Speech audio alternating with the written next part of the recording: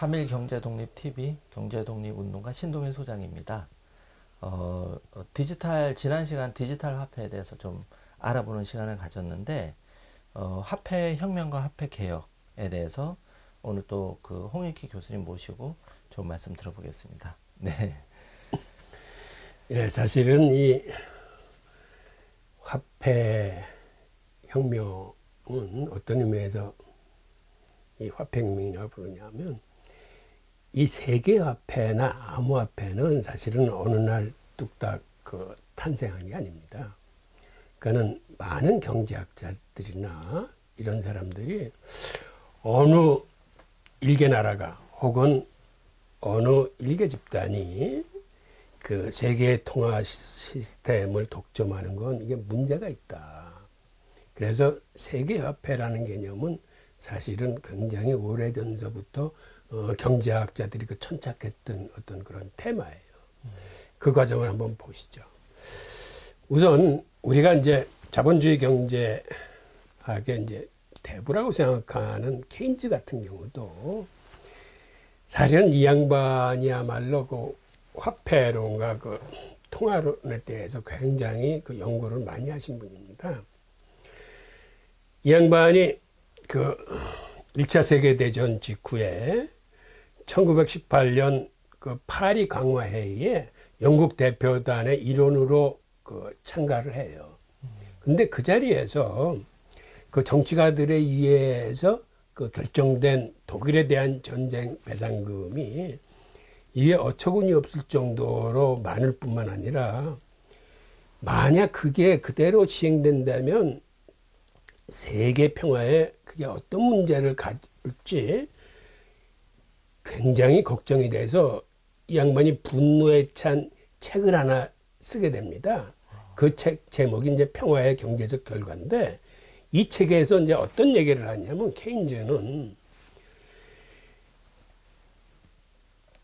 그 파리 강화에서 제대로 금융과 경제를 이해하는 정치가가 한 사람이라도 있었더라면 이런 문제는 발생할 수 없을 텐데, 라는 이런 통탄과 함께 독일이 그러한 거액의 전쟁 배상금을 갖기 위해서는 수출로 돈을 벌어야 되는데, 수출로 돈을 벌기 위해서는 독일의 마르크화를 평가절하해야만 할 거다. 즉 평가절하하기 위해서는 독일은 화폐 발행량을 크게 늘릴 거고, 그렇게 되면 인플레이션을 넘어서서 초인플레이션이 발생할 가능성이 큰데, 초인플레이션이 발생하면 사회는 극도의 혼란 속에 빠지게 되고, 그 틈을 타서 전제 정권이 등장할 거다. 그리고 그 전제 정권은 필히 다시 세계대전을 유발할 거라는 이런 관측을 합니다. 그런데 불행해도 케인즈의 관측이 그대로 현실화됐어요. 초인플레이션도 발생하고 히틀러 정권도 등장하고 2차 대전도 터졌습니다. 그 외에도 케인즈는 이러한 문제를 막기 위해서 그 세계화폐라는 개념에 천착해서 이 통화개혁론이나 화폐론이라는 책을 쓰기 시작해요. 그리고 케인즈의 그러니까 주장은 뭐냐면, 어느 한 나라가 기축통화권을 갖고 있으면 이거는 필히 나중에 무역 분쟁으로 연결이 되고 환율 전쟁으로 연결이 되면서 잘못하면 세계대전을 다시 촉발할 수 있을 거라는 얘기를 합니다. 그래서 어느 한 나라가 통화에 대한 독점권을 갖지 말고 세계화폐를 만들자라고 하면서, 이 양반이 브레튼 우즈 회의 때는 영국 대표로 참가를 해서 그 세계화폐를 이제 제안을 합니다. 그 다음에 그 과정을 한번 다시 살펴보면, 독일에서 정말 그 초인플레이션이 발생을 하는데, 그때 독일의 그 산업을 거의 독점한 그 금융인이 탄생을 해요. 휴고 네스티스라는 금융인인데, 이 양반은 은행 대출을 받아서 그 대출금으로 각 기업에 주식을 사모으는 작전을 씁니다. 그런데 초인플레이션이 발생하니까 이 대출 금액은 나중에 갚을 때쯤 되면은 거의 휴지 조각으로 전락을 해서 아주 작은 돈으로 대출금을 갚을 수 있는데, 그간 이런 방식으로 사들인 기업이 자그마치 1535개 기업을 사들이고, 그 기업들이 갖고 있는 공장의 숫자만 해도 2888개의 공장을 갖고, 또 자기의 어떤 이런 금융의 정당성을 확보하기 위해서 신문사 60개를 사들이면서 자기한테 유리한 언론을 조성하기 시작합니다. 그리고 나중에는 초인플레이션이 어느 정도 심하게 발생하냐면 이틀마다 물가가 2배씩 폭등을 해요. 독일이. 그래서 유럽이 가장 무서워하는 게 사실은 초인플레이션이에요. 그래서 독일을 비롯한 유럽은 경제의 제일 목표가 인플레이션의 억제입니다. 그래서 독일 정권은 그렇게 화폐 발행을 마음대로 하지 않아요. 그러니까 독일 경제가 지금 강한 이유는 그들이 화폐 발행을 최소한으로 자제를 했기 때문에 그렇게 강한 요인을 갖고 있습니다. 그 다음에 브레튼 우즈 회의에서, 이게 1944년에 미국에서 일어난 회의인데, 이때 케인즈는 어떤 걸 주장하냐 하면, 방코르라는 세계화폐를 내놨는데, 이거는 사실은 평소에 쓰는 이런 화폐가 아니고 각국이 자국의 통화를 쓰되 무역 거래 청산만큼은 방코르 화폐를 활용하자. 즉 일정액의 무역금에 비해서 방코르를 다 나눠준 다음에 1년에 한 번씩 청산하는 과정에서 무역 수지가 흑자나 적자가 큰 나라들은 그 금액의 10% 정도를 벌금으로 내고 그 청산만 방코르를 갖고 하는 겁니다. 그러면 각국이 그런 벌금을 내기 싫어서라도 환율을 자동적으로 조절을 할 거다. 그러면 환율 전쟁이 일어나지 않고 그러한 자율 시스템에 의해서 그 무역 흑자국과 적자국 사이의 그 환율이 스스로 조정이 될 거라는 이제 그러한 시스템을 내놨는데, 이게 미국 측에 의해서 이제 거부됩니다.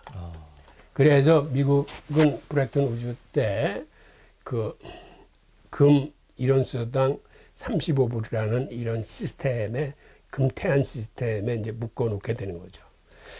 그 다음에 우리가 잘 아는 유대인 경제학자 하이에크도 이 양반이 화폐 탈국가화라는 저서를 출판하면서 화폐가 어느 한 국가에 예속되지 말고 화폐는 자유롭게 발행될 수 있는 국가의 권력으로부터 떨어져 나오는 그런 화폐가 바람직하다라고 이 양반도 세계화폐를 주장하는 거죠. 그 다음에 우리가 잘 아는 밀턴 프리드만도 어떤 얘기를 했냐면, 화폐의 발행이라는 건 그 나라 총 생산량을 살짝 웃돌 정도의 화폐를 발행해야지, 어떤 그런 기준이나 준칙이 없이 무작정 발행되는 거는 그건 굉장히 위험하다.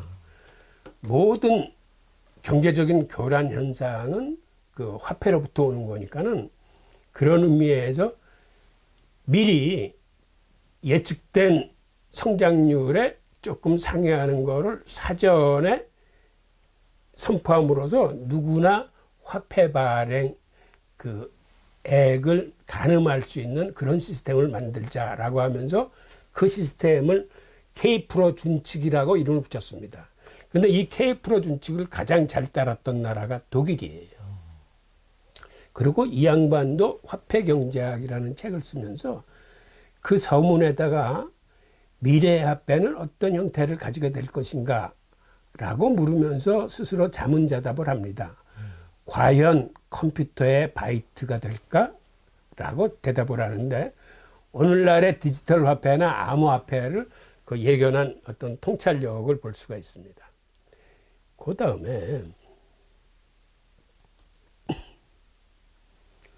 그 조지 슌페터 같은 이 학자도 그러한 그 화폐 시스템에 대한 그런 연구를 하면서 이 양반은 사실은 경력이 참 이채로운 양반인데 이 양반이 사실은 오스트리아 출신인데 거기에 재무장관을 합니다. 그리고 재무장관이 끝난 다음에는 은행 총재를 해요. 그래서 사실은 현실에서 재정정책과 금융정책, 통화정책을 주물렀던 사람이에요. 그런데 미국으로 망명하고 하버드 대학 교수가 돼서 이제 학자의 길을 걷게 됐는데 이 양반은 이런 얘기를 합니다. 자본주의가 내재적 모순에 의해 붕괴되는 것이 아니라 오히려 자본주의 스스로가 이룩한 성공에 의해 종말을 맞고 사회주의로 이행할 것으로 예측을 합니다. 근데 제가 이 문장을 보면서 느낀 거는 사회주의로의 이행이 어떤 외부 세력이나 어떤 내재적인 모순이 아니라 자본주의 스스로 너무 큰 성공한 끝에 사회주의로 간다는 거는 요번에 그 기본소득과 현대통화이론이 나오면서 이게 사실은 사회주의 그 이론을 갖고 있는 경제이론이거든요. 그래서 이 양반이 이런 거를 예측한 게 아닌가. 그러니까 정치 시스템이 자본주의 시스템이 사회주의 시스템으로 변한다라기보다는 자본주의의 문제점을 보완하기 위해서 어떤 사회주의적인 경제 이론이 도입되는 이런 걸 예측한 게 아닌가 하는 생각을 갖게 됐고요. 그 다음에 우리가 암호화폐가 2009년 1월 달에 글로벌 금융위기 와중에 어느 날 뚝딱 탄생한 걸로 사실은 이해하기 쉬운데 사실 암호화폐도 그 이전에 한 3, 40년 동안 암호학자들에 의해서 꾸준히 개발되어 왔어요. 그 암호화폐 그 탄생 그 과정을 한번 보면은 1880년대 미국에서 사이퍼펑크 운동이 시작됩니다. 이거는 사실은 히피 운동의 그 연장선상이라고 볼 수 있는데 그때 인터넷이 나오면서 사람들이 걱정을 한 게 인터넷에 의해서 빅브라더스 즉 개인의 자유가 침해당하고 일거수일투족을 그 인터넷이 다 감시하는 거 아니냐. 그 중에서 이 사람들이 가장 걱정한 게 개인의 그 프라이버시 침해 중에서도 가장 심각한 게 개인의 자금 그 추적입니다. 그러니까 자기 돈이 어디에 쓰이는지 위에서 다 내려다본다는 거는 아주 심각한 그 개인의 프라이버시 침해이기 때문에 암호학자들이 그걸 막기 위해서 암호를 활용해서 그 추적할 수 없는 그런 화폐를 연구하기 시작해요. 그 선두에 섰던 사람이 그 데이비드 차움이라는 친구인데 이 양반은 사실은 거의 천재예요. 26살에 공학 박사와 경영학 박사를 함께 땄을 뿐만 아니라 이때 국제 암호화 학회를 설립합니다. 유대인의 특성은 뭐를 하든 혼자 하지 않고 꼭 같이 합니다. 공부할 적에도 같이 하고 연구할 적에도 같이 하고 심지어는 사업할 적에도 같이 하고 그래서 유대인의 강점은 개인적인 역량도 뛰어나지만 이러한 단결력이 있어요. 그리고 오히려 혼자 공부하는 거는 잘못하면 독단이나 아집이나 편견에 빠진다고 그래서 그거는 저주받을 수 있다고 그래요. 오히려 같이 공부를 함으로써 그 사이에서 어떤 집단지성을 이루고 서로 치열한 토론 과정에서 창의성이 발현되고 스스로 잘못된 어떤 편견을 갖고 있는 게 교정이 되면서 한 차원 더 높은 단계로 이제 올라가는 거죠. 그리고 26살에 그 NIU MBA 교수가 됩니다. 그리고 이 양반이 그 사이버펑크 운동 시작 전에 이미 암호화폐에 대한 17건의 특허를 내요. 그러니까 이 양반이 그 신뢰 프로토콜이라는 그 분산화된 그 블록체인 기술의 개념을 이제 먼저 만든 거예요. 그리고 당시에 이 양반이 실제로 디지캐시라는 암호화폐를 개발을 합니다.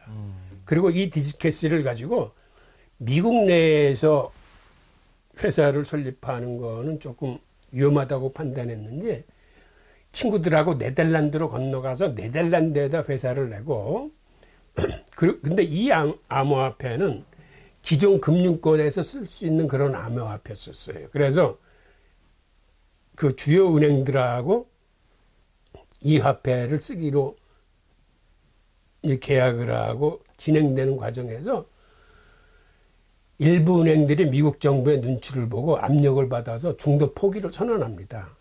그 통에 파산을 해요. 근데 이때 같이 동업을 했던 친구가 닉 제볼이라는 암호학자예요. 사실은 닉 제볼 역시 천재였었는데 이 친구는 암호학자이면서 그 다음에 로스쿨을 나온 법률학자이자 그 다음에 경영학도 공부한 친구인데 이 둘이 같이 네덜란드로 갔다가 파산하는 동안 이제 다시 이제 돌아오게 된 거죠.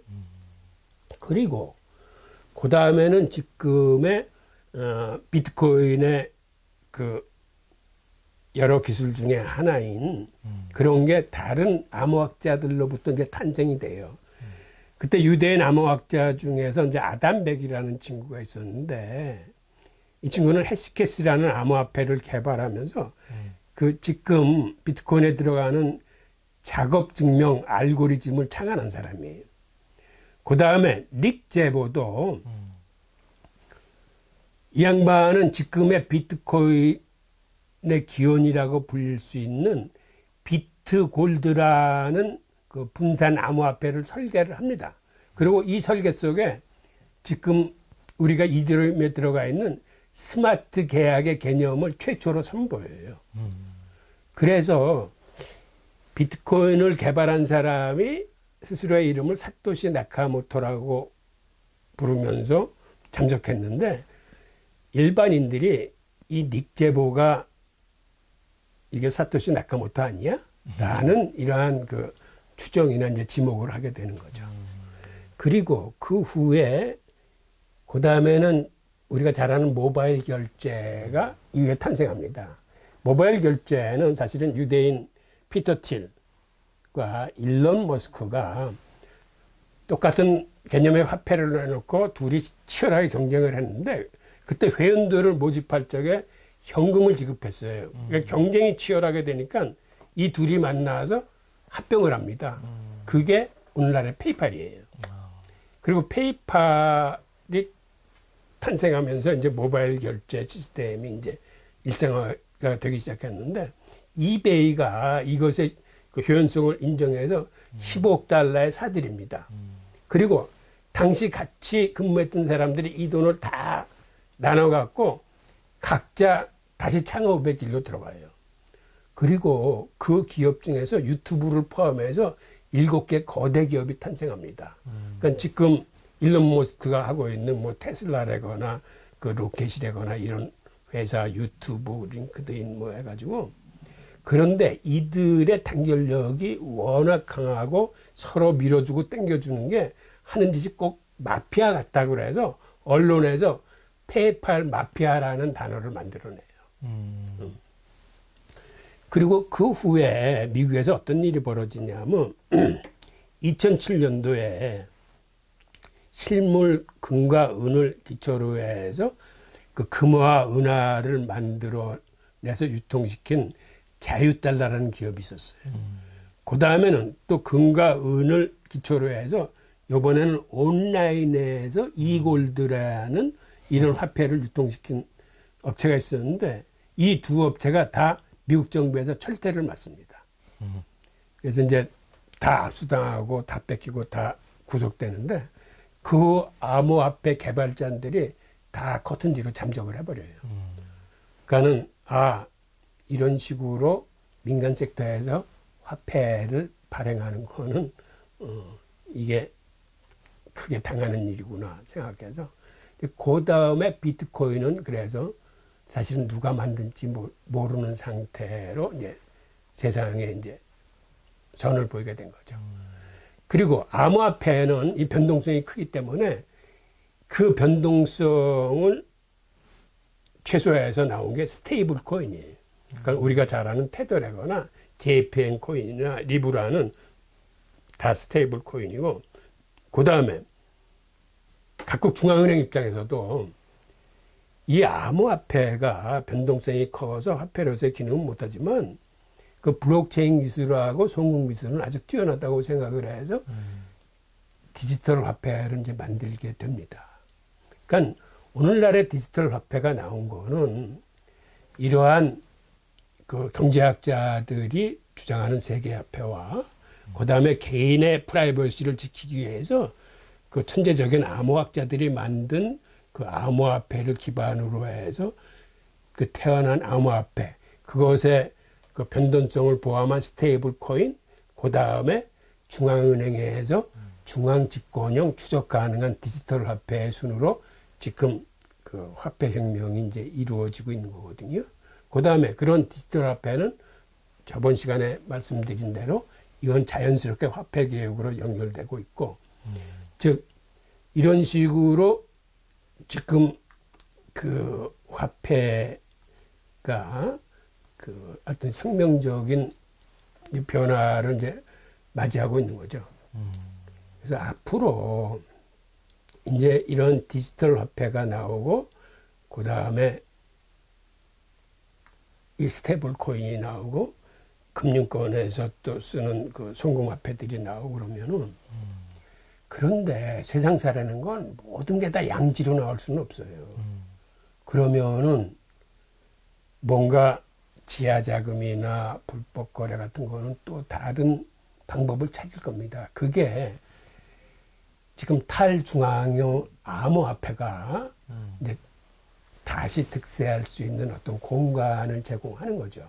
그러니까 디지털 화폐라는 추적 가능한 양성화폐가 나오면은 또 지하경제에서는 지금 추적 불가능한 암호화폐가 득세를 해서 이제 그들의 영역을 확장시킬 수 있는 그러한 변화가 일어날 것으로 이제 예측을 하고 있습니다. 예. 네, 그렇군요.